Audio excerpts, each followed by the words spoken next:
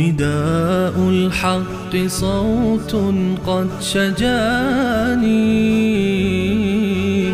وبلغني الحقيقة والأماني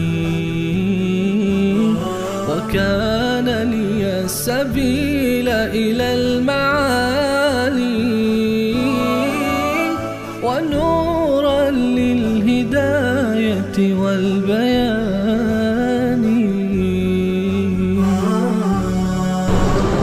أعوذ بالله من الشيطان الرجيم.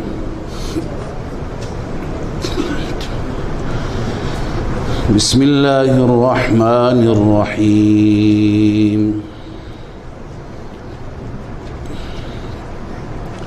قل أوحي إلي أنه استمع نفر من الجن فقالوا إنا سمعنا قرآنا عجبا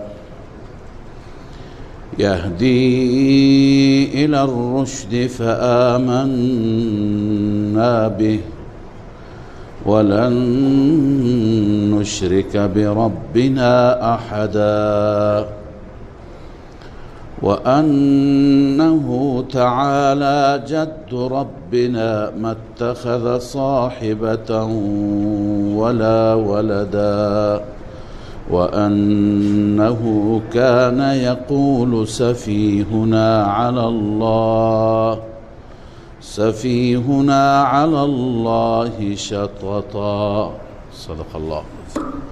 اللهم صل على سيدنا وشفينا محمد وعلى آله وصحبه وبارك وسلم. سبحانك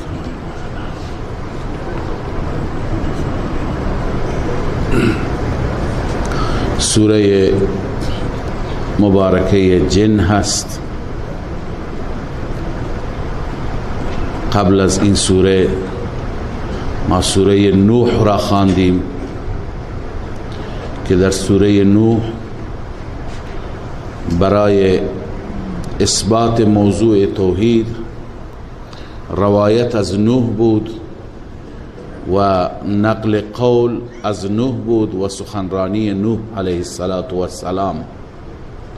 حال در این سوره الله عزوجل سخنرانی بعضی از جنات را، بندگانش از جن را الله ذکر می فرماید که اونها قوم خودشون را تبلیغ کردند برای اینکه با خدای عزوجل کسی را شریک نگیرند.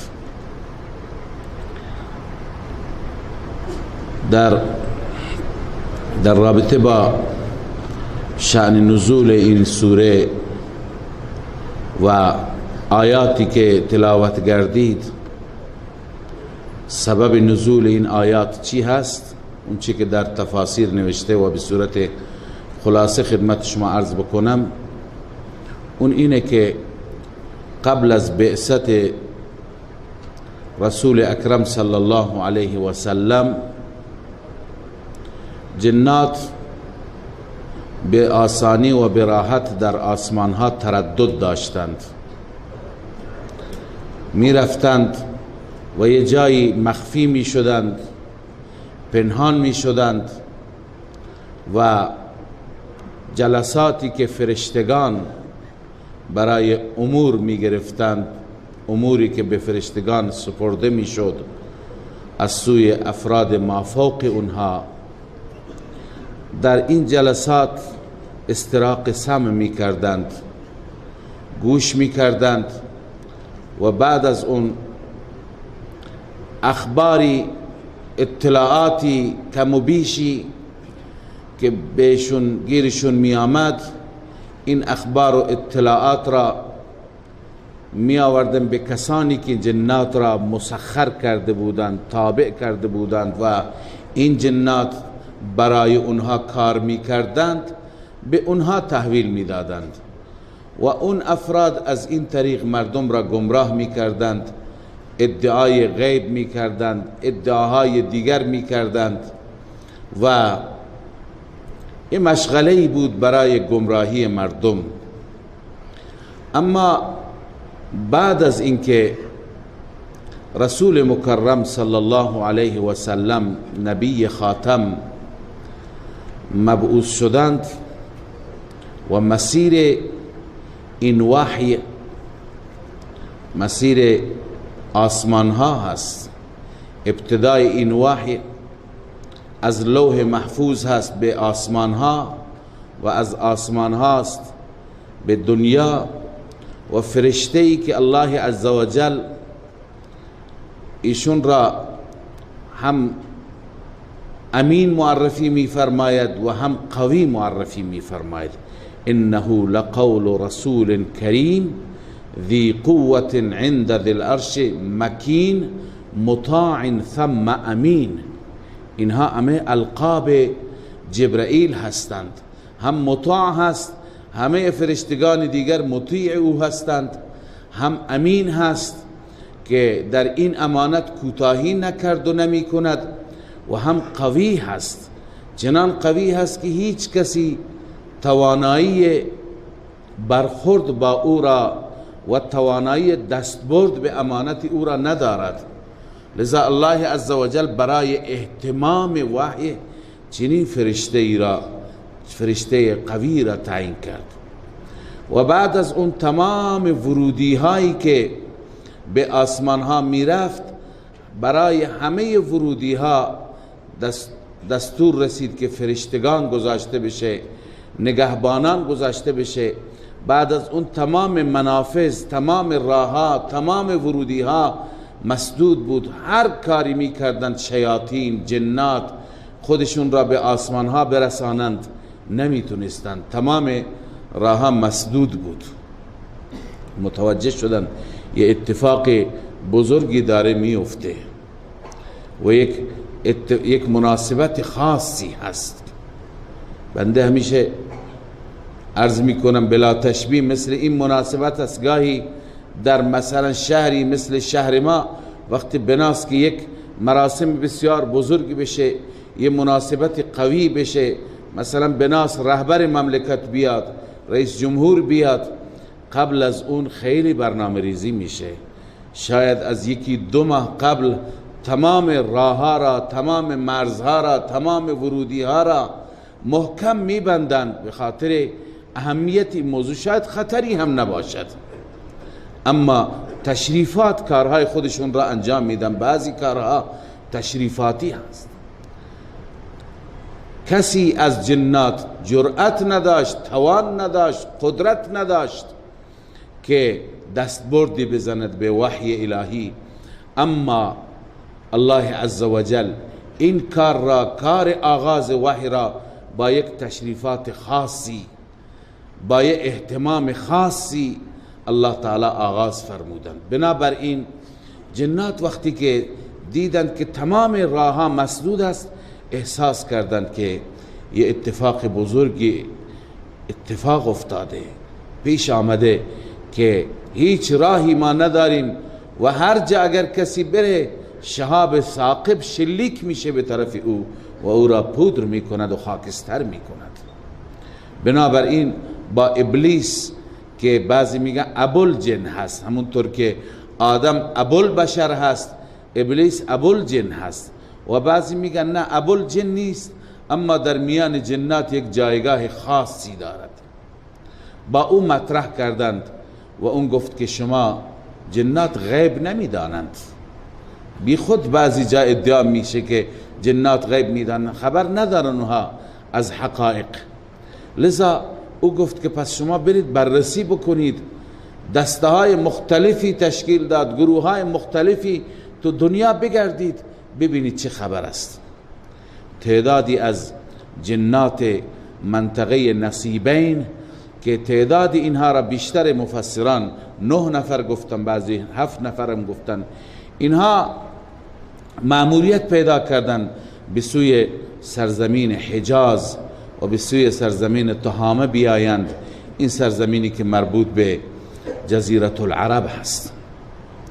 به این بخش آمدن اینها و از قضا رسول اکرم صلی الله علیه و سلم داشتند برای تبلیغ می رفتند. این تقریبا حادثه بعد از جریان طائف بود، بعد از اینکه آن حضرت صلی الله علیه و سلم از سرداران طائف مایوس شدند و از اونها ناامید شدند که اینها گوش به حرف نمی کنند. مردم مکه هم گوش نکردند. در منطقه به نام عکاظ و سوق عکاظ که در واقع این سوق و این بازاری بود تقریبا به شکل نمایشگاهی امروز، یه نمایشگاه کالا بود که در یک موسم خاصی از سال دایر می شد، در یک موسمی که مردم و تجار و کاروانهای تجاری می رفتند و از شام و از یمن و از بلاد دیگر جنس می آوردند و در اونجا عرضه می کردند و مردم از اطراف و اکناف جمع می شدند و ما یحتاج خودشون را و نیازهای خودشون را از اونجا خریداری می کردند. لذا اون موسمش مشخص بود، همونطوری که بسیاری از نمایشگاه های ما موسمش مشخص است، ما می دونیم در چه تاریخ از سال اتفاق می افته. لذا اون سوق عکاظ تشکیل شد و مردم از هر طرف جمع می شدن، اونجا می رفتن برای خرید کالا. رسول مکرم صلی الله علیه و سلم این فرصت را مغتنم شمردند و فرمودند جمع بزرگی از مردم اونجا جمع میشن و فرصت خوبی هست کلام الهی را و پیام توحیدی رب العالمین را به گوش اونها هم برسونیم. لذا آن حضرت صلی الله علیه و سلم با تعدادی از یاران حرکت کردند، به اون سمت رفتند و شب بود و شب را جای استراحت کردند و نماز صبح را که آن حضرت صلی الله علیه و سلم می‌خواندند در وادی نخله، یه وادی بود به نام وادی نخله، نماز صبح را که می‌خواندند آیاتی در نماز تلاوت کردند. این جنات از قضا آمدند و دیدند صدایی هست و خواندنی هست و زمزمه‌ای هست، آمدند نزدیک و گوش کردند. آیاتی که رسول اکرم صلی الله علیه و سلم تلاوت می کردند، از اون آیات این جنات متأثر شدند. از آیات سوره مبارکه احقاف معلوم میشه که این جنات یا یهودی بودند یا با تورات موسی علیه السلام آشنایی کاملی داشتند، چون که اونجا به قوم خودشون، به همراهان خودشون گفتن یا قومنا انا سمعنا کتابا انزل من بعد موسی، ما امروز کتابی شنیدیم که بعد از موسی این کتاب نازل شده. گویا اینا به انجیل اعتقاد نداشتند و به عیسی علیه السلام اعتقاد نداشتند، گفتن کتابی بعد از موسی نازل شده، مصدقا لما بین یدی یهدی الى الحق و الى طریق مستقیم یا قومنا اجیبوا داعی الله و آمنوا به یغفر لكم من ذنوبكم و یجركم من عذاب علیم. در سوره احقاف است. چه سخنرانی جالب این جنات کردند. جالب اینجاست که اینها به محض اینکه کلام الهی را شنیدند، بعد از اون با رسول مکرم صلی الله علیه و سلم ملاقات هم نکردند و ایمان آوردند. خدای عزوجل از طریق وحی و از طریق نزول این سوره به پیامبر خودش الله تعالی اطلاع داد که جمعی از جنات آمدند و کلام مرا شنیدند و ایمان آوردند و از شرک بری و بیزار شدند. بعد از اون در چندین جلسه آن حضرت صلی الله علیه و سلم با جنات جلسات داشتند، لیالی جن و شبهایی که آن حضرت با جنات در یک مکان خاص بدور از آبادی ملاقات و سخنرانی داشتند و احکامی برای جنات بیان کردند. در حدیث معروف هست لیلة الجن یا لیالی جن، بعضی معتقدن که 3 بار اتفاق افتاد و بعضی معتقدن 6 بار اتفاق افتاد. یک بار عبدالله ابن مسعود رضی الله تعالی عنه میفرماید من در کنار رسول الله و خدمت آن حضرت صلی الله علیه و سلم بودم و ما رفتیم یه جای، آن حضرت خطی کشیدن و فرمودن از این خط خارج نشو و خودشون رفتن به طرف اونها و برای اونها موعظه کردن. علی ای حال اینها ایمان آوردند. الله عزوجل در این سوره مبارکه نقل قول از اونها می فرماید، سخن جنات را، که سخن جنات هم در راستای یکتاپرستی هست، سخن جنات هم در رد و نفی شرک و غیر الله پرستی هست. الله می فرماید قل اوحی الی انه استمع نفر من الجن، ای پیامبر اعلام بفرما، اوحی الی بسوی من وحی شده، انه استمع نفر من الجن، این مطلب که استماع کرد، گوش کرد تعدادی از جنات، نفر میگوین جمعیتی بین 3 تا 9 تا را، فقالوا انا سمعنا قرآنا عجبا، اینها وقتی که رفتند به همراهان خودشون، به قوم و طایفه خودشون گفتن ما قرآن عجیبی شنیدیم، انا سمعنا قرآنا عجبا. چه چیزش عجیب بود؟ هو عجب فی نفسه لفصاحت کلامه و حسن مبانیه و دقت معانیه و غرابت اسلوبه و بلاغت مواعظه. فصاحت عجیبی دارد، مواعظ و پند و اندرزهای بسیار جالبی دارد، معانی بسیار دقیق و ظریفی دارد، لذا از کلام الهی تعریف کردند قرآنا عجبا یهدی الی الرشد. چنان قرآن عجیبی و چنان قرآن جالبی که انسان را به سوی هدایت راهنمایی می کند، راه فلاح، راه موفقیت، راه رشد و کامیابی. لذا ما اعلام میکنیم، این جنات گفتن فآمنا به، ما به این کلام ایمان آوردیم. نتیجه ایمان چی میشه؟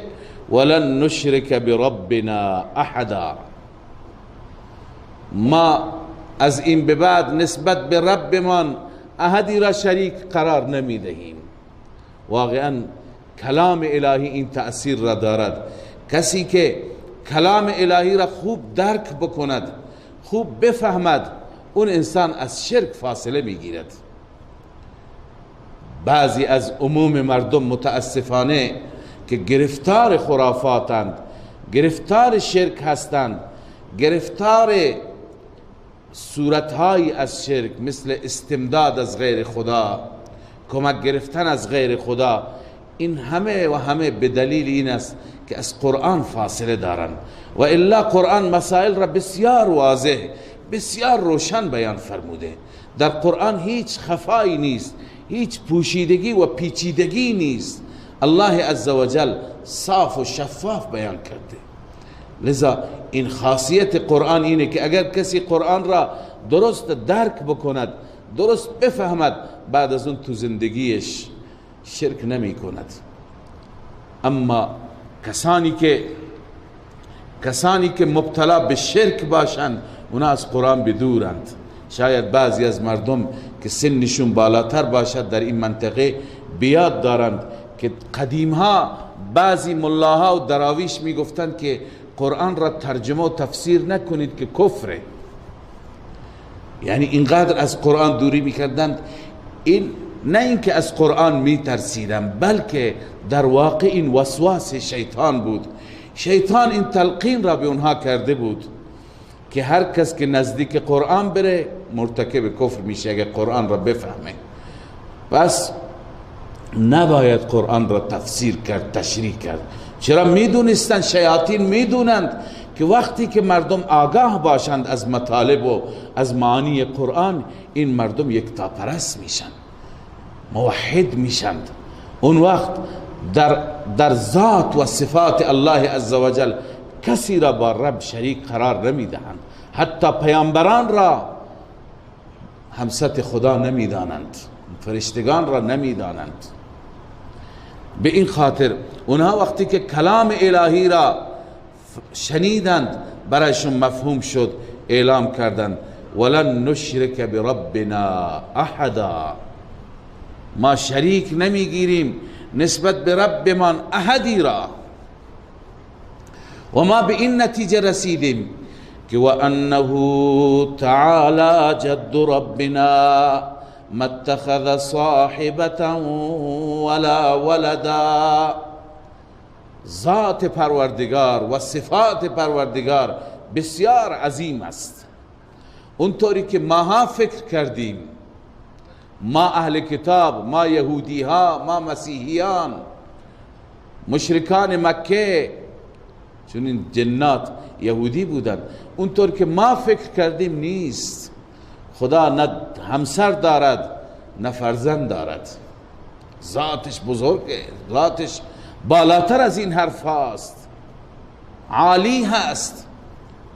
چون که یهودی ها معتقد بودند عزیر فرزند خداست، مسیحیان معتقد بودند عیسی فرزند خداست، مشرکین مکه معتقد بودند فرشتگان دختران خدا هستند و دختران سرات جنات و سرداران جنات علیه بالله همسر خدا هستند و همسران خدا هستند.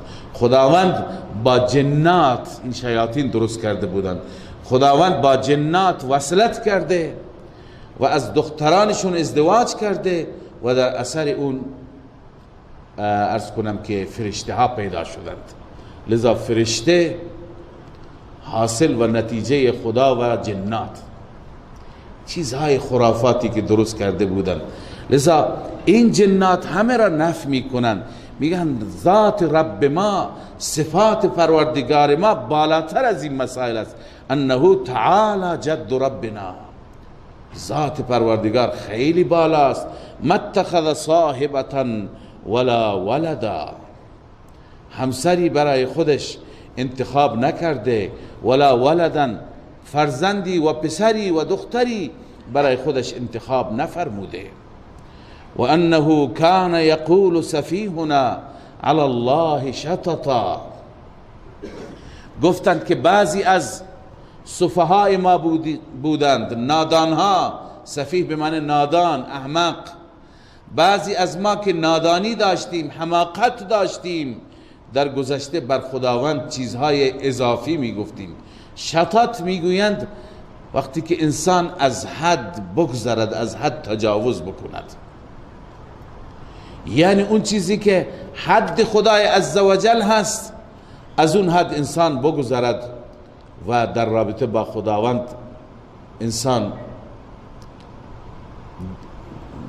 مبتلا به کفر بشه، به شرک بشه. شططا و هو البعد و مجاوزت الحد، از حد گذشتن. و انا ظننا ان لن تقول الانس والجن على الله كذبا، ما الان به این نتیجه رسیدیم. اینها میگه خیلی چیزهایی را که به ما انسانها گفته بودند یا جنات گفته بودند اینا همه دروغ بوده. ما تا به حال فکر میکردیم که لن تقول الانس والجن، هیچ انسانی و هیچ جنی بر خدا دروغ نمیگه، دروغ را برای خدا نمیگه، یعنی دروغی درست بکنه و نسبت بده به خدای عزوجل. ما فکر نمی کردیم جن و انسان این اندازه گستاخ باشه، این اندازه کفرگو باشه که چیزی از خود درست میکردند و میگفتند خدا گفته.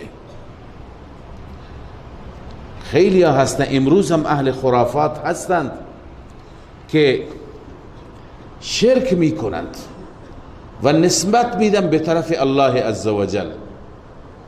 تو بعضی کتاب ها هست که بعضی از مناطق را میگویند که خدای عزوجل تقسیم کرده، همونطور که مناطق را بین فرشتگان تقسیم میکند که فرشتگان خدمت رسانی بکنند، مناطق را بین اولیاء خودش تقسیم کرده. مثلا یک پیغمبر، یک ولی، یک انسان صالح متعلق به این منطقه هست. این وقتی که میمیرد خداوند این منطقه را به او محول میکنه، میگه تو این منطقه هر کسی مشکلی داشت تو اجازه داری مشکلش را حل کنی. اینا چیزایی که به خدا نسبت میدند. مثلا تو این منطقه پیر سوران هست، ملک سیاکو هست، تو اون منطقه بیبی دوست هست، اون منطقه دیگه یکی دیگه هست. اینا معتقدند که خداوند این مناطق را به اینها سپرده. در مناطق شما هر کسی اگر برای شما، برای من نکشد، برای من خدا برای شما گوسفند بکشد، مرا اگر فریاد نزد از شما را از شما استمداد کردند، شما اجازه دارید تا این حد اختیارات خدا برایش میذاره که شما اجازه دارید برای مردم، به مردم رسیدگی بکنید، به مشکلشون، به بازارشون، به بارانشون، به فرزند اولادشون، شفای مریضشون و یه سری تصرفات و اختیارات. اینها چیزهایی هستند، دروغهایی هستند که انسانها درست میکنند و میگویند خداوند دستور داده که شما برای اینها بکشید، برای اینها سجده کنید، برای اینها طواف کنید، در مقابل اینها شما تواضع داشته باشید و نیازهای کوچک خودتون را از اینها بخواهید. اینها دروغهایی هستند که انسان را وادار به شرک میکنند.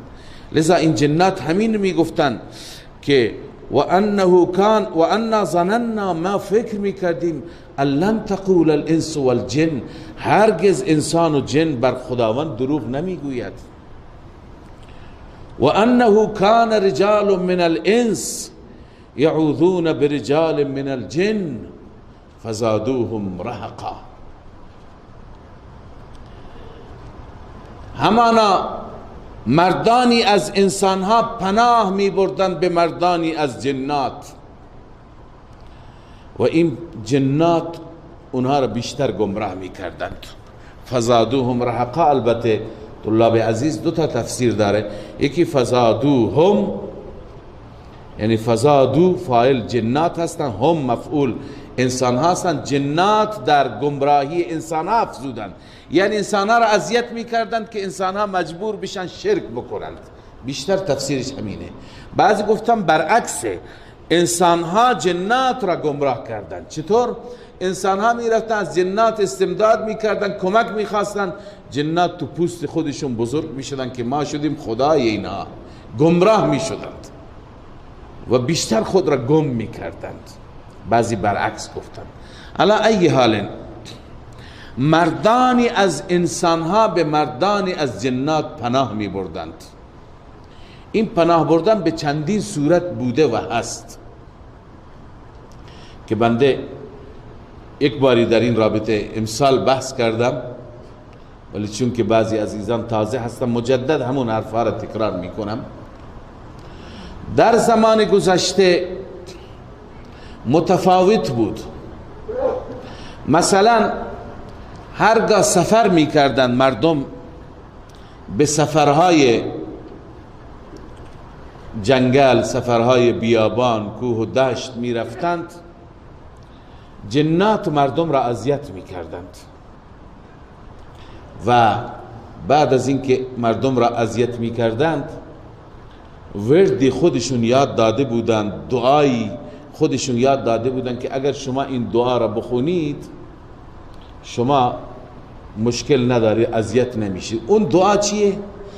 همین که تو اون دعا از همین جنات استمداد بشه، از اونها کمک گرفته بشه، به پناه اونها بره انسان، به جای اینکه به پناه خدا بره انسان، به پناه اونها بره. ما میگیم اعوذ بالله من الشیطان الرجیم. اونها یاد داده بودند که هر کسی یه وقتی ترسید، کسی او را ترساند، بگه که اعوذ بسید هذا الوادی من شر سفهاء قومه. من پناه میبرم به سردار این وادی، هر کس از جنات، من به او پناه میبرم. خب به او پناه میبره، انسان به خدا پناه میبره. اللهم لا ملجأ ولا منجأ منك الا الیک. یکی از دعاهای مسنون است که خدایا هیچ مأوا و هیچ پناهگاهی از عذاب تو نیست مگر به سوی تو. فقط پناهگاه هم تو هستی. پناهگاه ما مؤمنین و موحدین فقط و فقط الله هست. اما مشرکین برای خودشون پناهگاه های دیگری تراشیدند و درست کردند. من جمله این جنات اونها را مجبور میکردند که پناه ببرن به خود جنات. لذا میگفتند اعوذ بسید هذا الوادی من شر سفهاء قومه. ما به آقای این وادی، به سردار این وادی پناه میبریم از شر نادانهای قومش. وقتی که اینو میخواندند اون سردار هر که بود، اون کسی که در رأس جنات اون منطقه بود، به پیروانش دستور میداد که اینا را اذیت نکنی، اینا دیگه در پناه من هستند. به این صورت مردم را وادار به شرک میکردند. یک صورت از صورتهای پناه بردن این بود و یک صورت دیگر از صورتهای پناه بردن این بود که نمادهایی که برای شرک و غیر الله پرستی تعیین می کردند، در اون نمادها جنات می رفتند قرار می گرفتند. مثلا درختی را مردم عبادت می کردند، سنگی را، قبری را. یکی از نمادهایی که مردم به او اعتقاد داشتند و چه بسا این اعتقادات را خود شیاطین درست می کردند تا مردم جمع بشند. شیاطین چون کارشون، شیطان سوگند یاد کرده ولا اضلنهم، خدایا به ذات تو سوگند که من اینها را گمراه می کنم، ولا امنینهم، به ذات تو سوگند که من اینها را آرزوها و تمناها و آمالهایی به دلشون میارم نسبت به آینده که از تو غافل بشن. ولآمرنهم فلیبتکن آذان الانعام، قسم به ذات تو که من این مردم را دستور میدم که گوشهای چارپایان را چاک کنند، ببرند. یعنی چه گوشهای چارپایان را؟ یعنی چارپایان را برای غیر خدا نذر کنند، برای غیر خدا نشانی کنند. مثلا میگفتند این گوسفند مال سلطان، این گوسفند مال پیر سوران، دیگه نشانی هم میکردند. شیطان عیناً سوگند خورد، من اینها را دستور میدم و وادار میکنم، فریب میدم و گمراه میکنم تا اینها گوسفندهای خودشون را، شترهای خودشون را نشانی بکنند برای غیر خدا. شرک همینه، این عبادت مالی برای غیر خداست.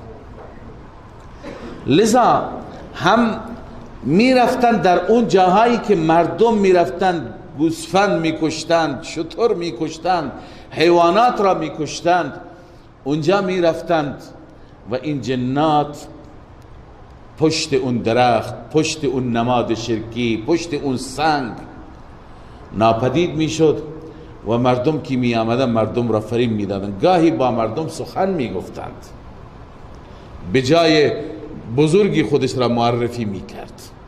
چه میخواهی؟ چه حاجتی داری؟ چه مشکلی داری؟ گاهی به شکل نوری خودش را نشون میداد. گاهی اگر کسی میخواست که تعرضی بکند، بزند، دستش را میشکست، پایش را میشکست تا مردم بگن که واقعا این زیارت قدرت داره، واقعا این توان داره. مردم اعتقادشون بیشتر، گمراهیشون بیشتر میشد. لذا مردم به اونها پناه می بردند. ما چند بار این روایت را خواندیم که وقتی که رسول اکرم صلی الله علیه و سلم دستور دادند که منات را خراب بکنید. منات یکی از بت‌ها بود در وادی که نزدیک مکه مکرمه بود. 3 بت بودن، در سوره نجم آمدن: افرأیتم اللات والعزى و منات الثالثة الاخرى. لات و عزا و منات. منات را وقتی که بعد از این که مکه را فتح کردند به خالد ابن ولید دستور دادند که ای خالد، برو منات را تخریب کن، ویرانش کن. خالد رفت و منات را شکست، سرش را جدا کرد، دستش را شکست، برگشت گفت که چیکار کردی؟ گفت که شکستمش یا رسول الله، خرابش کردم. گفت نه، منات اون نیست، منات را برو از ته بزن. در همین روایت میاد که وقتی که خالد آمد، اون مجاوری که اونجا نشسته بود، اون کسی که خدمت منات میکرد، اون گفت چیکار میخوای بکنی؟ گفت که میخوام که خراب کنم منات تو را. گفت دونک منات، منات از خود دفاع کن. خالد با 20 نفر از سواران صحابه آمده بود و به سوی منات رفت. وقتی که خالد رفت، یک جنیه خارج شد از داخل منات که موهای ژولیده ای داشت، در روایت می آید، و آه و آویلا می گفت. حضرت خالد رضی الله تعالی عنه با شمشیر حمله کرد و زد، او را از پای در آورد، او را کشت، از بین برد. او را که کشت و ناپدید شد.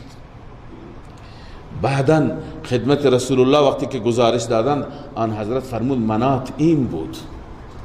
این همه سالها اونجا نشسته بود و مردم را گمراه میکرد. هر کس میآمد از مردم چیزی بهشون میگفت، مردم گمراهتر میشدن. لذا یکی دیگر از صورتهای گمراه کردن جنات انسانها را این بود که در آستانها، در اون معابد، در اون جاهایی که مردم اعتقادی و باوری داشتن، اینا میرفتن اونجا قرار میگرفتن. و یه چیزی خدمت شما عرض بکنم که امروزه یه رسم بیجایی هست به نام نال. بعضی ها که میخواند بدونن که واقعا دزدی کرده یا نکرده، میبرن نال میدند. نال هم نوع اعتقاد هست به آتش. این صاف خدمت شما عرض بکنم، این از کسی که اعتقاد به نال داره، این در دیدگاه خودش مشکل داره. تقدس آتش و آتش را مقدس شمردن و اعتقاد داشتن که آتش میتونه کاری بکنه و آتش را عبادت هم میکردند، این در ایران کهن بوده، شما بهتر میدونید. این هنوز در ذهنیت ایرانیان هست متاسفانه. هنوز آتشکده های بعضی از شهرها مثل یزد روشنه. خیلی از مردم اعتقاد دارن. خب ما با اعتقاد اونها کار نداریم، ما بحث خودمون را داریم میکنیم. ما مسلمان ها نباید اعتقادی به آتش داشته باشیم. خب شاید این چیزی که بنده عرض میکنم مردم اعتقاد ندارند، ولی میگن یک تجربه هست. کسی که واقعا دزد نیست اونجا دستش را میبره تو آتش، تو روغن نمیسوزه. لذا مردم که میرون میبینند نمیسوزن، باورشون بیشتر میشه. کم کم همین باورها باعث میشه که از قرآن فاصله بگیرند، از راهی که الله گفته فاصله بگیرند و به اون تقدس ها بیشتر اطمینان پیدا بکنند. الان این چه چیزی هست که نمیسوزاند مردم را؟ بنده نمیدونم، شما هم نمیدونی، شما هم اعتقاد ندارید که اون آتش تأثیر گذار هست. ولی فقط اشاره بکنم که اونجا جنات نقش دارند، جنات تأثیر گذار هستند. سحر اونها واقعا تأثیر گذار است. و وقتی که مردم میرند، بعضی ها نمی سوزند، بعضی ها می سوزند. اکثرا میگن کسانی که واقعا مردم معتقدن این قتل را نکرده، این سرقت را نکرده، این گناه را نکرده، نمی سوزه. خب این در واقع جن کمک میکند، سحر میکند، کاری میکند که نسوزد، تا اینکه شما اعتقاد پیدا بکنید. لذا مردم ما که قرآن را در میان خودشون دارند باید از این نوع خرافات فاصله بگیرند. الله ناراضی میشه. از همین طریق آمدن مردم را کم کم گمراه کردند. انواع صورتهایی برای گمراه کردن مردم است. ما اعتقاد به قرآن داریم، ما معتقدیم اگر دلیلی مدرکی بر کسی نیست باید به قرآن سوگند بخورد. مردم میگن خب این معتاد هست، اون برای قرآن پروا نداره، ولی ما که پروا داریم، ما که ایمان داریم، ما میدونیم همین که سوگند خورد یا در این دنیا یا در اون دنیا، بیشتر در همین دنیا گرفتار میشه. نمیگذارد اگر به دروغ قسم بخوره، بذارید اون به دروغ قسم بخوره. شما وظیفتون رو انجام بدید، شما مطمئن بشید. این ایمان شما را میرساند وقتی که حق مال شماست، که شما به همین قرآن حوالهش کردید، به خدا حوالهش کردید. بعد از اون ببین خدا چطور کمکت میکنه، دیر یا زود. خیلی مردم تجربه های دارند، میدونن بعضی ها به ناحق سوگند یاد کردن چی شده، به چه سرنوشتی گرفتار شدند. لذا اونجا هم جن نقش داره. این صورت هایی هست که امروزه مردم را از این طریق گمراه میکنن. یکی دیگر از صورت ها اینه که بعضی مردم مریض میشند. بالخصوص این را خدمت شما عرض بکنم که شما خوب میدونید امروز هم در برادران هم در خواهران، بالخصوص در خواهران، این به دلیل متاسفانه گناه و معاصی هست، به دلیل مشغول شدن به کارهای لایعنی هست که همه افسردگی پیدا کردند، همه دچار مشکلات روحی روانی شدند. وقتی که انسان از نظر روحی روانی مشکل داشته باشه، بدنش درد میکنه، دردهای عجیب و غریبی میاد، یه جایی از بدن درد میکنه که اصلا سابقه نداره، نه اونجا بندی هست، نه ضربه خورده، نه استخوانی هست، تعجب میکنه. اینا دردهای عجیب عصبی اینطوری هستند. لذا مردم میگه این حتما جنه. و اکثر مردم وقتی که میاند مشکلشون مریضی جسمی هست، نه مریضی روحی. ولی خب دکتران تشخیص نمیدند، آزمایشگاه ها هم همه اون چیزی که مردم با اونها گرفتار هستند نمیتونن تشخیص بدن که این آقا مشکل روحی روانی داره، این آقا افسردگی پیدا کرده. بعضی دکترها که واقعا تجربه خوبی دارن اونها از علائم تشخیص میدن. لذا اینها مراجعه میکنن به ملاها، ملاها هم که اطلاع ندارن تلقین میکنن که جن هست. و چه بسا جنات اینم خدمت شما عرض بکنم که ما را خدای عزوجل از اونها افضل تر آفریده. شما باور بفرمایید که اونقدر که ما از اونها میترسیم چند برابر اونها از ما میترسند. خانه ای که ما با بسم الله وارد میشیم اونها اگر باشن فورا میگریزن، فرار میکنند. اما زمانی که اونا ببینن ما ایمانمون سسته، ما واقعا ضعیفیم، ما واقعا ترسو و بزدلیم، اونا بر ما مسلط میشن. میبینن او اینجا شکار خوبی هست. مثل همون معروف هست داستان شغال که اون میآید نگاه میکنه از سایش میترسه، ولی وقتی که انسانی را ببیند، حیوانی را ببیند، هی کم کم ترسان لرزان نزدیک میاد. وقتی میبینه نه این اصلا نفس نداره، الان جرأت پیدا میکنه بقیه دوستانش را هم صدا میزنه.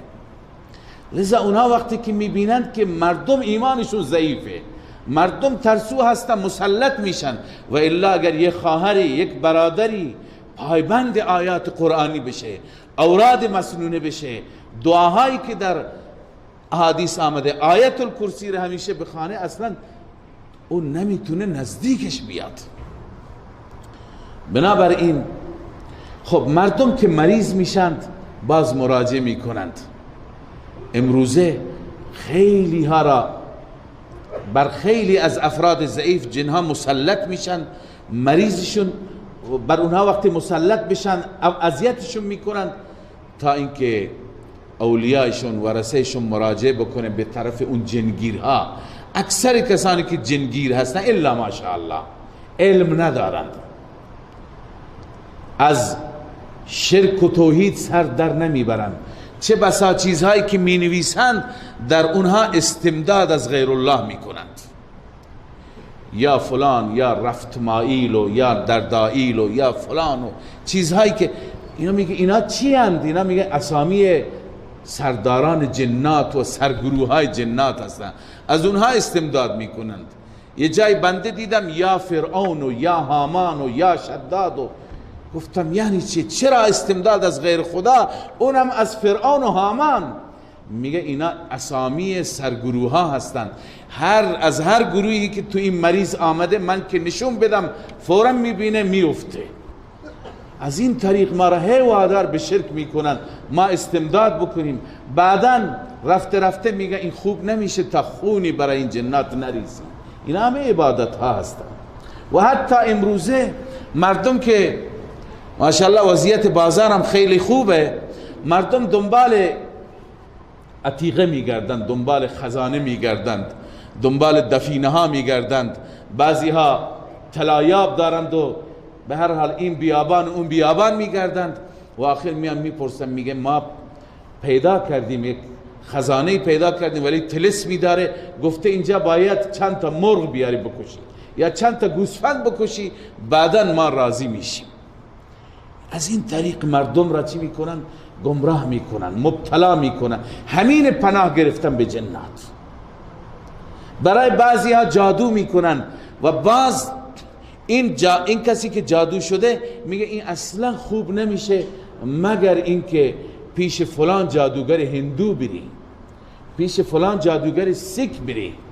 جادو هم برادران بدونند، هم خواهران مطلع بشن که جادو تا زمانی که جادوگر دو کار نکند، یکی شرک و استمداد از غیر خدا و دیگه استفاده از نجس و ابزار نجس، تا اون زمان جادو تأثیر گذار نیست. شاه عبدالعزیز رحمه الله نوشته 15 نوع جادو هست که در این 15 نوع هر 15 نوعش هم باید شرک بشه و هم از نجاست استفاده بشه. جادوگر که می نویسه یا به وسیله خون می نویسه یا به وسیله ادرار می نویسه، ادرار سگ می نویسه.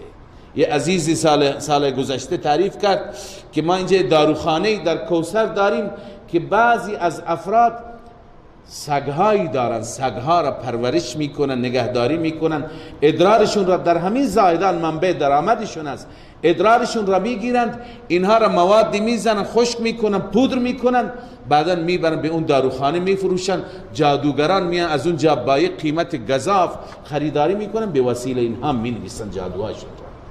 یعنی تا زمانی که انسان شرک نکند، انسان وارد نجاست ها نشه، تا اون زمان یعنی ایمان خودش را نده، از دست نده، تا اون زمان معنیش اینه که خوب نمیشه. در حالی که جادو درسته، تأثیرش هست، از قرآن هم ثابته، اما جادو خود به خود به مرور زمان اثراتش کم میشه. آیات الهی هم تأثیر گذار است. آیاتی هستند که شما همیشه بخوانید انشاءالله همیشه محفوظ میمانه. یک کتابچه چاپ شده و تجربه بعضی از مشایخ و اساتید هندوستان هست. این کتابچه ابتدای مقدمه کوتاهی به زبان فارسی هم داره که این کتابچه را هم خواهران هم برادران، فقط قرآن است، آیات قرآن چیزی دیگه نیست، از اول قرآن تا آخر قرآن آیات منتخب هستند و 10 دقیقه بیشتر طول نمیکشه، کمتر از 10 دقیقه. صبح یک بار در خانه بخوانید، شب یک بار در خانه بخوانید. به نام منزل چاپ شده، منزل کوچک است. اینو بخونید تو خونه، الله عزوجل از هر سحر، از هر جادو، از هر جن، از هر بلا محفوظتون نگه میداره. لذا تو این سوره فاتحه هست، آیت الکرسی هست، بعضی آیات خاص هست، آیات توحیدی هست، معوذتین از 4 قل، اینا هستند. همینها را رسول الله صلی الله علیه وسلم خواندن. مگر قل اعوذ برب الفلق و قل اعوذ برب الناس نازل نشدن رسول الله برای دفع سحر خواندند؟ همین بودند. چرا ما اعتقادمون ضعیفه؟ چرا ما باورمون ضعیفه؟ ادامه بدیم تا 40 روز بخوانید، اثراتش را میبینید انشاءالله. برای هر بلایی و دفع بلایی بخوانید میبینید. لذا نباید ما راهایی را متوسل بشیم که متاسفانه امروز جامعه ما بسیار دچار انحراف میشه، از طریق دیگر نه از این طریق داره دچار انحراف میشه. و ما احساس خطر میکنیم. عزیز ما اینجا نشسته، میگه در کنار مسجد عزیز یک سیکی هست جادوگر، خواهران و برادران گروه گروه پیشش میروند. اینقدر ما همین الان همین امروز شما برید، اینقدر ما ایمانمون ضعیف شده، خودمون را موحد هم میگوییم که ما به خاطر اینکه ماشین گم شده یا موتور گم شده یا طلای زن گم شده یا شوهر زن رفته زن دوم گرفته، انسان به این چنین جاهایی میره که ایمان خودش را میگذارد. لذا این آیات داره به ما میگه که این جنات کاری میکنند که ایمان را بگیرند. در چنین مواقع مشوره بکنید، مطابق دستور خدا عمل بکنید، سختی را تحمل بکنید. سختی آمده، اگر کسی جادویی هم کرده جان میره ولی ایمان نره. اگر برای کسی مشکل سرطانی پیش بیاد چی کار میکنه؟ همون راه مشروع علاج میکنه. الله عافیت داد، عافیت داد، جان را گرفت، مال الله است. لذا اگر کسی برای کسی مشکل پیش آمد، مالی، جانی، فرزند، اولادش، نره به طرف خرافات، نره به طرف استمداد غیر الله که جان و مال اگر رفته ایمان را دیگه از دست نده. باید ما به اینها عزیزان پایبند باشیم. الله همین می فرماید که وانه کان رجال من الانس یعوذون برجال من الجن، بودن مردانی از انسانها پناه می بردند به مردانی از جنات، فزادوهم رهقا. این جنات در ضلالت اونها، رهق یعنی ضلالت، در ضلالت اونها افزودند، اونها را گمراه تر کردند. و انهم ظنوا کما ظننتم، این جنات دارن تبلیغ میکنن، این تبلیغ جنات است. و انهم ظنوا کما ظننتم، انسان ها فکر می کردند همان گونه که شما جنات فکر می کردید. الَّن یبعث الله احدا، الله عزوجل هیچ کسی را مبعوث نمی کند به عنوان نبی و رسول. الان ما به این نتیجه رسیدیم نبی آمده، رسولی از طرف خدا آمده، چنین مطالب جالبی برای ما داره بیان میکنه. و انا لمسنا السماء، الله می فرماید همانا ما قبلا می رفتیم آسمان را دست می زدیم، یعنی از طریق آسمان و ورودی ها وارد می شدیم. فوجدناها ملئت حرسا شدیدا و شهبا، ما الان که آسمان را دست می زنیم، فوجدناها میبینیم آن را که پر شده از حرس، از نگهبان شدید، و شهب، شهاب ثاقب. شهاب اون جرقه را میگن که از ستاره خارج میشه و خاکستر میکنه.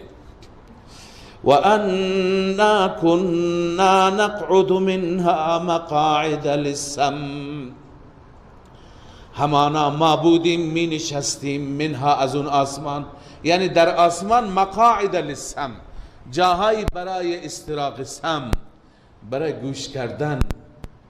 اما امروز نمیتونیم گوش کنیم. فمن یستمع الان یجد له شهابا رصدا، هر کسی الان بره گوش کنه شهابی میبیند. شهاب همون جرقه را میگن که شهاب ثاقب از ستاره خارج میشه، رصدن که او را دنبال میکنه و میزن جن را خاکستر میکنه. در روایت ها میآید که جنات سر به سر میشند تا اون که اونجا خودشون را برسانند و از پشت آسمان ها گوش میکنند. این را خدمت شما هم عرض کنم که خیلی ها هستند از طریق جن خبر میگیرند، کاهن بهشون میگیم، خبر میگیرن مثلا شما چیزتون گم بشه، ماشینتون، موتورتون، از اونها خبر میگیرن. اونا بعضی نشانی های درست هم میدن ولی اکثر چیزهایی که میگن دروغه. در حدیث شریف آمده رسول اکرم صلی الله علیه وسلم فرمود که اینها یک راست اگر گیرشون بیاید، یک خبر گیرشون بیاید، یک راست گیرشون بیاد، 99 تا دروغ باش همراه میکنن به شما تحویل میدن. اون وقت شما شما میبینید که این ملا درویشی نمیگه، میگه ملا آدم با تقوا، این دروغ نمیگه. ما هم میگه ملا دروغ نمیگه، ولی اون کسی که برای این خبر میاره اون دروغ میگه. جنات دروغ میگن، در حدیث آمده جنات دروغ میگن. اینها وقتی که سر به سر میشن تا آسمان، خدا میدونه چند نفر اونجا پشت آسمان گوش میکنند، فرشتگان چه مشوره هایی میکنند. یک خبر اگر گیرشون میاد فورا میان پیش اون کسی که این را موکل خودش قرار داده و خبر را به او میده و او به مردم تحویل میده، میگه من غیب میدانم. اشیایی که گم میشه، اشیایی که گم میشه اخباری از اون اشیا هم میارند. امکان داره یک نشانی درست باشه، چون جنات الله عزوجل اونها را یه توانایی هایی داده که اونها از چشم ها مخفی هستند، اونها یه سرعت بیشتری دارند، اونها اجسام بسیار لطیف و ظریفی دارند که قدرت بالاتری دارند، بیشتر میتونند که اطراف را بپایند، لذا اخبار بیشتری میتونن بگیرند. امکان داره یک خبر درست باشه. مثل همون عزیزی که چند سال پیش ناپدید شده بود در همین منطقه، مردم پیش یک جنی رفته بودند، گفته بود فلان جا موتورش هست، واقعا موتورش اونجا بود، خودش گفت در اختیار خودش نیست، به دست کسی دیگه. خودش 25 روز قبل کشته شده بود، یک کم اون طرفتر، ولی این فامیلش سرگردان بودن. این جنی میگفت که در اختیار خودش نیست. اینا فکر میکنن فلان طایفه با ما مشکل داره، اون گروگان برده، فلان طایفه مشکل داره. اینها هی با طایف درگیر بودند تا اینکه آخر معلوم شد نه بابا، این خیلی قبل، همون روزهای اول، همون روزهایی که اون جنی میگفت قبل از اون کشته شده، ولی اینو نمیتونست بگه، فقط همون موتورش را جای دیده. لذا گاهی اینطوره که یک خبرشون درسته، یک علامتشون درسته، ولی بقیه همه دروغه. لذا در حدیث داریم، این مقدمه را گفتم، میخواستم این حدیث را بخوانم که هر کسی که پیش کاهنی بیاد و اون خبر از غیب بده و این هم باور بکنه، تصدیق بکنه، این انسان به قرآنی که بر محمد صلی الله علیه وسلم نازل شده، به این قرآن کفر کرد. چون که اون قرآن میگه که غیر از خدا هیچ کس غیب نمیدانه. اون کاهن میگه من غیب میدانم، تو هم باورش میکنی، میگه درسته. بنابراین امکان داره، بنده انکار نمی کنم، امکان داره که اطلاعات درستی هم به بعضی ها بدند، اما اکثر اطلاعاتشون دروغه، خلافه. به اینها اعتماد کردن درست نیست. اگر اینها به کسی بگند که فلان دزدیده، این شهادتشون قبول نمیشه، اینا این قدرت را ندارن. و الا اگر اینها قدرت، اینا ادعایشون زیاده، بلوفشون زیاده، و الا اگر این قدرت را داشتن، همین ملا به خاطر همین خبر که به شما بده چرا 50,000 تومان از شما میگیره، همین جنات را بفرسته برای خزانه جمع بکنند، از این بانک ها برایش پول بیارند. اینا ندارن توانایی، قدرتی ندارن، کاری نمیتونن بکنن اینا. و الا اگر اینطور بود که هر کسی که واقعا جنی داشته باشه، قدرت داشته باشه، مردم تمام مخالفان خودشون را به وسیله اینها نابود میکردند. نه، الله عزوجل چنان قدرت به اینها نداده، برای ما فرشتگان حفظه هم تعیین کرده. ما هم نداریم تا به حال جن کسی را کشته باشند، گرچه یکی دو تا روایت هست، یک نفر که در کتابا هست، اونم حقیقتش را الله میدونه. لذا بنابراین میگه که ما قبلا می نشستیم مقاعد للسمع، جاهایی برای گوش کردن، اما فمن یستمع الان، هر کسی الان گوش کند، یجد له شهابا رصدا، شهابی که او را دنبال میکند. و بعد این شهاب اگر اصابت بکنه به جن، یا فوراً او را میکشد، یا در حدیث میاد به او بخورد، دیوانه میشه تا آخر. و انا لا ندری اشر، این جنات میگند ما نمیدانستیم، اشر ارید بمن فی الارض، آیا شری اراده شده برای اهل زمین، ام اراد بهم ربهم رشدا، یا ربشان نسبت به اونها اراده نیک و اراده هدایت دارد. چه پدیده‌ای به وجود آمده که راه اینطور مسدود شده؟ و انا منا الصالحون و منا دون ذلك، بعضی از ما صالحین هستیم، صالحین بودیم قبل از بعثت این پیامبر، و بعضی غیر صالح یعنی فاسد. کنا طرائق قددا، ما بر روش های مختلف بودیم، بر طریقه های گوناگون بودیم. یکی مسیحی بود، یکی یهودی بود، یکی بهایی بود، یکی فلان بود. لذا الان پیغمبری آمده بریم به او ایمان بیاوریم، معنیش اینه.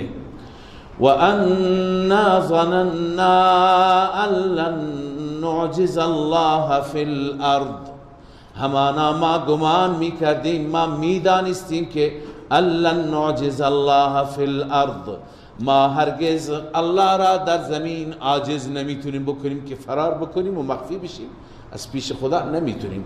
ولن نعجزه هربا، و ما نمیتوانیم او را عاجز بکنیم از نظر فرار. هربا فی غیر الارض، یعنی از اینجا فرار بکنیم یک زمین دیگه بریم هم نمیتونیم. و انا سمعنا لما سمعنا الهدى آمنا به، ما زمانی که این هدایت را شنیدیم، این هدایت جدید را، آمنا به، ما ایمان آوردیم. این جنات به بقیه جنات اعلام میکنند. فمن یؤمن بربه فلا یخاف بخسا ولا رهقا، هر کسی که به ربش ایمان بیاورد، فلا یخاف بخسا ولا رهقا، از کمی و زیادتی نترسد. یعنی چی از کمی و زیادتی؟ بخسا فی الحسنات ولا رهقا فی السیئات، یعنی نترسد که حسناتش کم میشه، نه، حسناتش کم نمیشه. هر چی که حسنات و کار نیک انجام داده خدا کامل برش مینویسه. اما کسی که ایمان داشته نباشه، هر چی کار خوب انجام بده همه تباه میشه، برباد میشه، برش فایده نداره، اونجا حسناتش کم میشه. ولا رهقا، در سیئات هم نترسه سیئاتش اضافه میشه، نه، هر چی گناه کرده همون قدر برش نوشته میشه. و انا منا المسلمون و منا القاسطون، همانا قبل از بعثت این پیامبر بعضی از ما مسلم بودیم، یعنی موحد، یکتا پرست، و بعضی از ما قاسطون، متجاوز. قاسطون را نوشته المشرکون، الظالمون، کسانی که شرک میکردیم و ظلم. شرک بزرگترین ظلم است. ان الشرک لظلم عظیم. لذا فمن اسلم فاولئک تحروا رشدا، بازم ترغیب. اما ای برادران جن، هر کسی که امروز تسلیم بشه، ایمان بیاوره به این پیامبر جدید، فاولئک تحروا رشدا، این انسان یافته راه هدایت را. تحری یعنی به نتیجه رسیدن بعد از تلاش و کوشش. و اما القاسطون، این ترهیب است. اما کسانی که قاسطون باشند، یعنی مشرکون باشند، فکانوا لجهنم حطبا، اونها حطب و هیزم جهنم می شوند، اخگر جهنم می شوند. و ان لو استقاموا على الطریقة لاسقیناهم ماء غدق. تا اینجا سخنرانی جنات تمام شد. الله عزوجل نقل قول فرمود از جنات. حال التفات روی سخن برمیگرده به مخاطبین اولین قرآن، به کفار مکه. الله عزوجل به حبیبش میگه و ان لو استقاموا علی الطریقه، اگر این قریش مکه، این قوم و طایفه تو استقامت بکنن بر طریقه، بر طریقه که خدا میگه، یعنی بر ملت توحیدی، لاسقیناهم ماء غدقا، ما آنها را می نوشانیم آب زیاد. منظور چیه؟ آبادی برش میاریم. الله میفهمه اگر اینا ایمان بیاورند، هر نوع آبادی، آب که فراوان بشه آبادی میشه دیگه. لنفتنهم فی، تا که به وسیله اون مادیات ما امتحانشون بکنیم در این دنیا. و من یعرض عن ذکر ربه، اما هر کسی که از ذکر و از توحید پروردگارش اعراض کند، روی گردانی کند، یسلکه عذابا صعدا، اون را الله میبرد به عذاب صعد. صعد یعنی مشکل. صعود بالایی را میگن، بالا رفتن را میگن. میگویند کوهی در جهنم هست، کوه از آتش، به مجرم تازیانه میزنن، میگم یالا برو سر این کوه. از یک طرف میسوزد و از یک طرف رفتن برایش مشکله، از یک طرف شلاق میخورد. عذابا صعدا شاید به اون اشاره است در سوره بعدی هم میآید. و ان المساجد لله، مساجد فقط برای الله هستند. فلا تدعو مع الله احدا، با خدا کسی دیگر را نخوانید. این مساجد محل سجده. البته این دو تفسیر دارد. مساجد یا اسم مکان است، جاهای سجده، همین مسجد. این مال خداست، برای خداست. در این مکانی که برای سجده خداست، با خدا کسی دیگر را سجده نکن و کسی دیگر را غیر از خدا از کسی دیگر استمداد نکن. یا فلان و یا فلان انصرنی و ادرکنی نگو، فقط از خدا کمک بگیر، از الله استمداد بکن. فلا تدعو مع الله احدا، همراه با الله هیچ کسی را نخوانید. و بعضی گفتن مساجد جمع آله هست، آله سجده. آلات سجده چی هستند؟ ما با چی سجده میکنیم؟ دو تا دست داریم، دو تا پا و زانو داریم، پیشانی و بینی را به سجده میگذاریم. الله میفرماید این آلات سجده مال خدا، اینا را خدا به تو داده، چرا اینها را برای غیر خدا مصرف میکنی؟ چرا غیر خدا را سجده میکنی با اینی که خدا بهت داده؟ فلا تدعو مع الله احدا، همراه با الله کسی را نخوانید، یعنی سجده نکنید. و انه لما قام عبد الله، الله می فرماید همانا شأن این است هرگاه بنده ای از بندگان خدا قیام کرده برای توحید، برای یکتاپرستی قیام کرده و مردم را به سوی توحید فراخوانده، یدعوه کادوا یکونون علیه لبدا. قام عبدالله یدعو، که فقط خدا را بخوانید، فقط خدا را میخوانده، نزدیک بود جن و انس بر او لبد میگه سر به سر هجوم بیاورند. معنیش چیه؟ دو تا تفسیر داره. یک تفسیرش اینه که هرگاه یک انسان داعی، دعوتگر، موحد در یک منطقه آمده و مردم را به سوی توحید فراخوانده، از شرک مردم را دور نگه داشته، جن و انس سعی کردند که بر او هجوم بیاورند و او را دعوت او را بی اثر بکنند.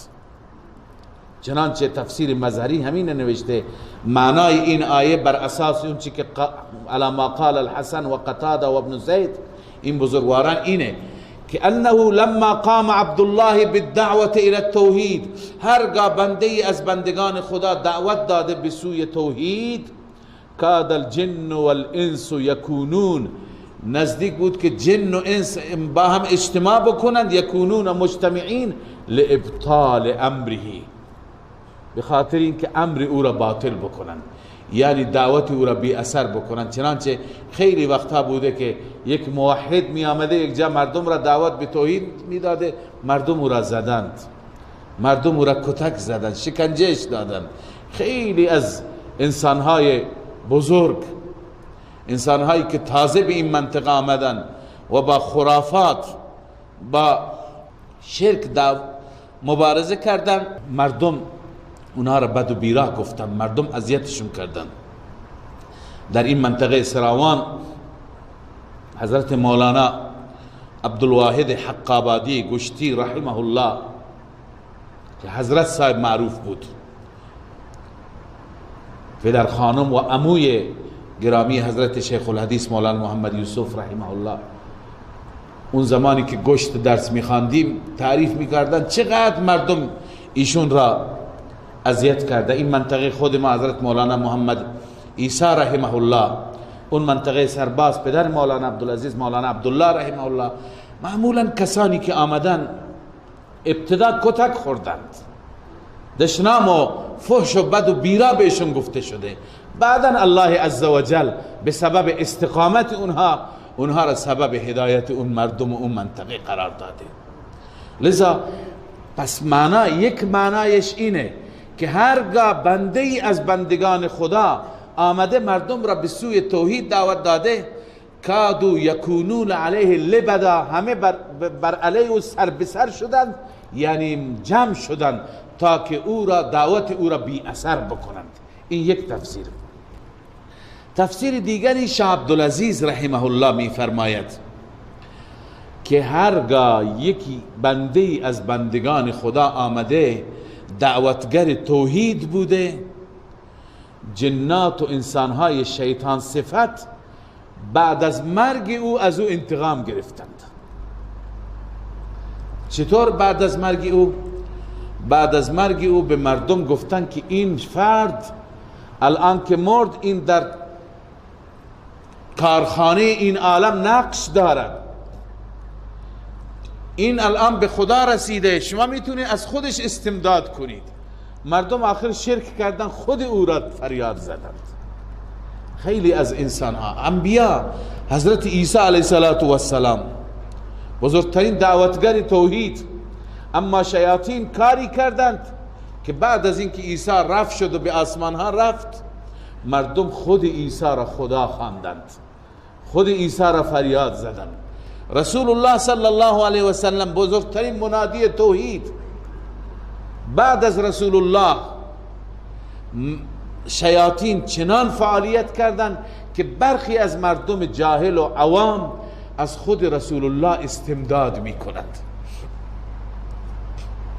میگن یا رسول الله انظر حالنا، یا رسول الله حال ما را ببین، مشکل ما را ببین، دست ما را بگیر، بجای اینکه از خدا بخوان.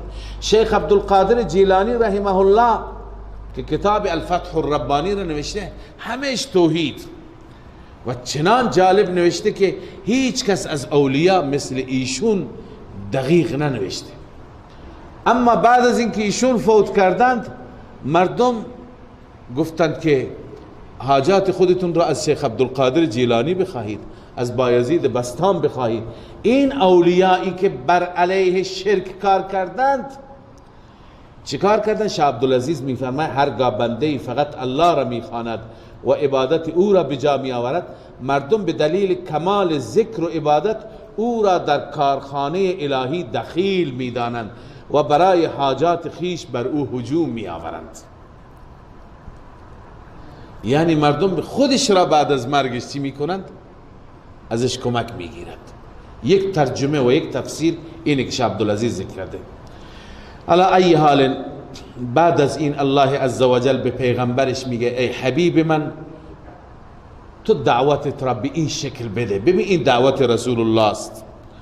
قل انما ادعو ربی، بگو اعلام بکن بین اینها، انما ادعو ربی، جز این نیست که من ربم را فقط میخوانم، ولا اشرک به احدا، من شریک نمیگیرم با ربم احدی را. خود شما ای پیغمبر اعلام کن که من حتی مالک نفع و ضرر خودم هم نیستم. قل انی لا املک لکم ضرا ولا رشدا، من مالک نیستم برای شما ای مردم، مالک ضرر و نفع شما نیستم. من محمد نمیتوانم به شما نفع و ضرر برسانم. خود رسول الله صلی الله علیه وسلم مگر در غزوه احد دندان مبارک شهید نشد؟ سر مبارک زخمی نشد؟ لباس و بدن پرخون نشد؟ پیغمبر نمیدونه، علم غیب نمیدونست، و اگر میدونست اینا میدونست که دشمن داره از پشت حمله میکنه، حتما پیشگیری میکرد، نمیگذاشت 70 نفر صحابی شهید بشن. من مالک نفع و ضرر برای خودم نیستم. و همچنین اعلام کن قل انی لن یجیرنی من الله احد، همانا هرگز مرا پناه نمیدهد از الله هیچ کسی، پناهگاه فقط الله. لن یجیرنی من الله احد، هرگز مرا پناه نمیدهد از الله کسی. ولن اجد من دونه ملتحدا، من بغیر از الله هیچ پناهگاهی برای خودم نمییابم. الا بلاغا من الله و رسالاته، البته من فرقم با شما اینه که من از جانب خدا پیام الهی را به شما میرسانم. الا بلاغا من الله، مگر من بلاغی پیامی را میرسانم از جانب الله و رسالاتی، پیام های او را. بنابراین هر کسی مخالفت دستور خدا و رسول را بکند جهنم برایش منتظره. و من یعص الله و رسوله، هر کسی که نافرمانی بکند الله و رسولش را. در چه مسئله؟ اینجا چون بحث توحید بود، تفسیر جلاله نوشته فی التوحید، در موضوع توحید به جای اینکه عقیده خودش را از قرآن بگیره میاد از تحفه النساء بگیره، از قرآن بگیره، از فلان کتاب، یک کتابی میگه اینطور نوشته. خب کتاب را مولای مثل من نوشته، نمیدونسته. از عقیده را از قرآن بگیر، از داستان ها نگیر. الله می فرماید و من یعص الله و رسوله، هر کسی نافرمانی کند الله و رسول را فی التوحید، فإن له نار جهنم خالدین فیها ابدا، برای اون انسان آتش جهنم است، همیشه در اون آتش جهنم به صورت ابد میماند. حتی اذا رأوا ما یوعدون، حتی وقتی که زمانی ببینند این مشرکین مکه اون عذابی را که وعده داده میشوند الان باور نمی کنند، اما وقتی که عذاب را ببینند اونجا میدانند که ضعیف کیه قوی کیه. چون در دنیا خودشون را قوی میگفتن ما این همه سردار، این همه پارتی، این همه مال، این همه لشکر، شما ضعیفید. اونجا میدونن فسیعلمون من اضعف ناصرا، چه کسی ضعیفتر است از نظر یار و یاور، و اقل عددا، چه کسی کمتر است از نظر عدد، شما یا اونها. قل ان ادری، خب اینجا سوال میشد که اگر واقعا قیامتی هست کی هست؟ دور نزدیک؟ تاریخش چه زمانی هست؟ پاسخ میده قل ان ادری، من نمیدانم، اقریب ما توعدون، آنچه که شما وعده داده میشوید نزدیکه، ام یجعل له ربی امدا، یا اینکه رب من برای اون مدت طولانی تعیین کرده. رسول الله صلی الله علیه و سلم هم از قیامت نمیدانستند، جبرائیل هم نمیدانستند. در حدیث جبرائیل که معروف است به حدیث جبرائیل، در بخاری هم است، در مسلم هم است، وقتی که جبرائیل آمد رسول الله فرمود که متى الساعه، قیامت کی میشه؟ فرمود مل مسئول عنها بعلم من السائل، من که مسئول عنها هستم و تو سائل هستی، علم من از تو بیشتر نیست. هر دوی ما درباره قیامت یک اندازه میدانیم، نمیدونیم کی میشه. به هر حال من نمیدانم، اقریب ما توعدون، آنچه که شما وعده داده میشوید نزدیک، ام یجعل له ربی امدا، یا خدای عزوجل برای او مدتی تعیین کرده. عالم الغیب، ای هو عالم الغیب، اون ذات عالم الغیب هست. فلا یظهر علی غیبه احدا، مطلع نکرده بر غیبش کسی را. یظهر دو معنی میتونه داشته باشه، یکی ظاهر کردن، یکی غالب کردن و یکی مطلع کردن. سه معنی. یکی به وقت ظهر رفتن که اینجا به اون معنی نیست. پس خداوند کسی را اطلاع نداده بر غیب، هیچ کسی را. غیب خاصه او هست، نه پیغمبران غیب میدانند، نه ملائکه میدانند، نه امامان میدانند، نه اولیاء میدانند، هیچ کس نمیداند. این عقیده قرآن است. الا من ارتضى من رسول فانه يسلك من بین یدیه و من خلفه رصدا. این استثناء منقطع هست، به معنی لکن هر کسی که خدا از رسولان اون را کسی که مرضی خدا باشد، مرتضی باشد، الا من ارتضى، کسی که خدا او را پیغمبری را که انتخاب بکند چیکار میکند؟ فانه یسلک من بین یدیه و من خلفه رصدا. خداوند میبرد پشت سر اون پیغمبر و جلوی اون پیغمبر رصدن، یعنی نگهبانانی، فرشتگانی به عنوان نگهبانی او تعیین میکند.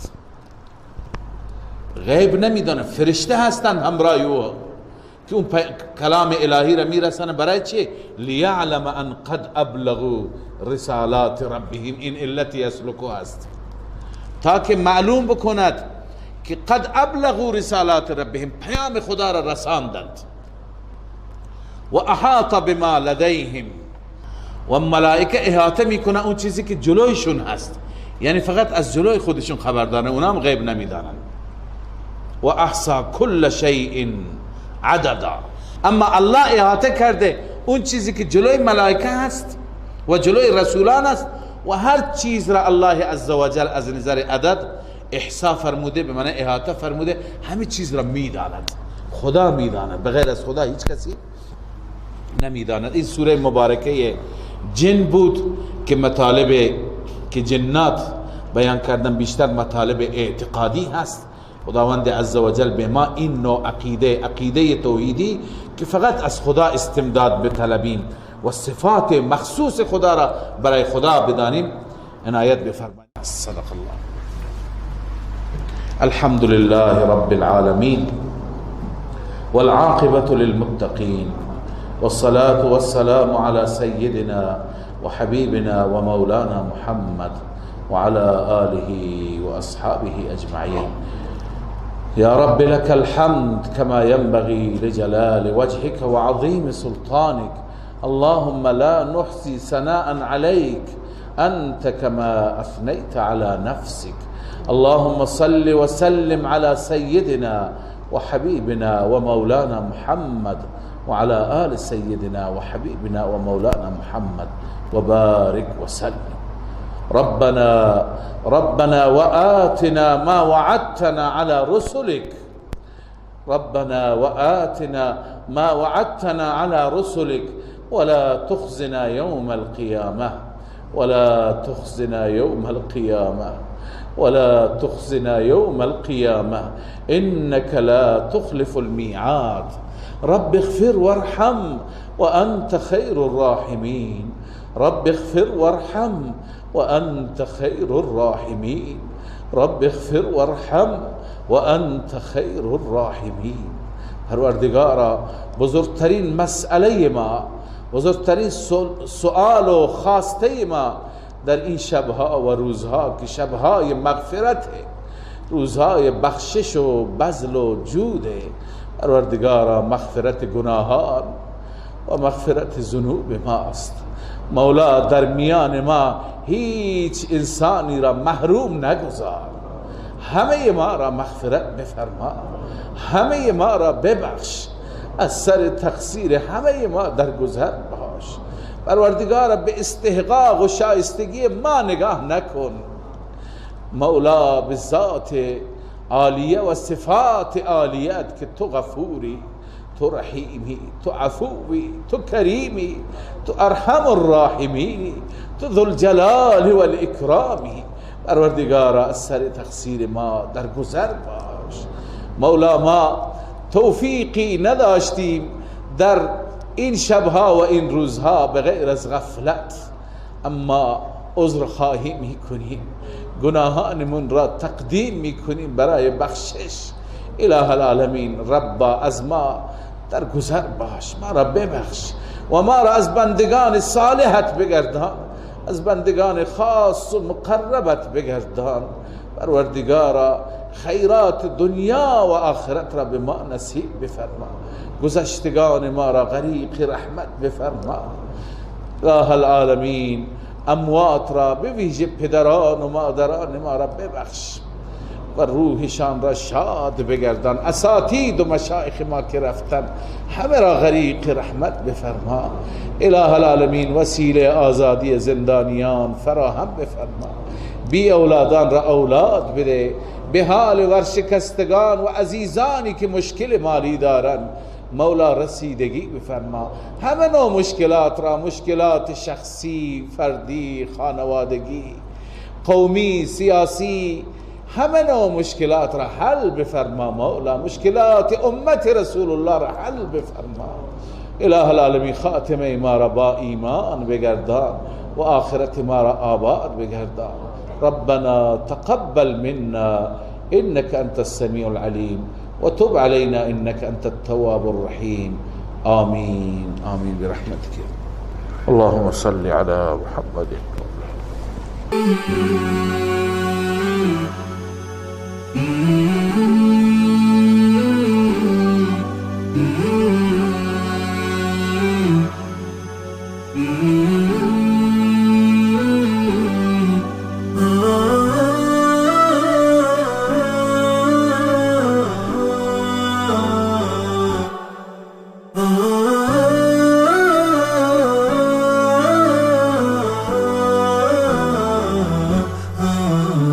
نداء الحق صوت قد شجاني وبلغني الحقيقة والأماني وكان لي السبيل إلى المعالي ونورا للهداية والبيان.